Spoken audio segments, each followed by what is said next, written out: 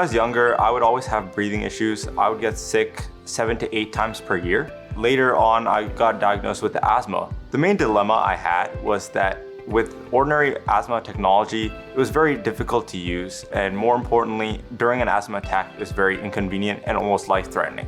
Throughout my entire childhood, I used a machine called a nebulizer. Their high size and high expense caused them to be completely unusable outside of the home. As a result, I designed my own portable solution.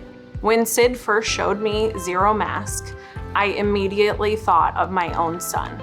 My own son used to have a nebulizer as a child, and it was stressful. When he first came to me about the idea of the nebulizer and explaining it, and I knew what a nebulizer was, and I knew they were wall-powered and loud and clunky and difficult, and then coming up with using a more smaller battery system. I got the electronics and I created a very basic version of the circuit. After trial and error, I finally got it to this size.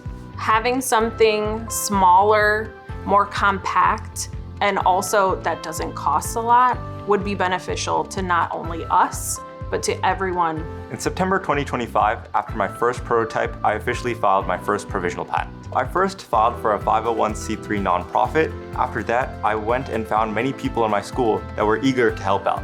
I chose a nonprofit specifically because I wanted Zero Mask to be affordable, something not astronomically expensive. I have a lot of family and friends in India, many of them that can't really afford asthma technology, and there's many more people around the world that can't. It says a lot of wonderful things about Sid that he wants to think more about with helping others versus just him making profit off of something he's invented that he so easily could. That he wants to think of other people who are having the same issues he's had and making sure they all can access it. After college, I plan on going into the private sector in aerospace. Even as a kid, I've wanted to pursue aerospace. I had always wanted to start a rocketry program at this high school. It was really difficult for me to find a sponsor, but ultimately the JROTC were willing to start one. Rocketry gives me the chance to share my interests with everyone, especially with those who have never touched a rocket before. Based on what Sid has already done as a high schooler, I see him continuing this push to involve younger generations in STEM programs, as well as a love for STEM-based activities. I think it's wonderful that Sid is being honored as a future Hall of Famer. It's the first time I've ever had a student who's gone this far out with business to be this big of an entrepreneur. Being a future Hall of Famer makes me feel incredible. I've never had an opportunity like this.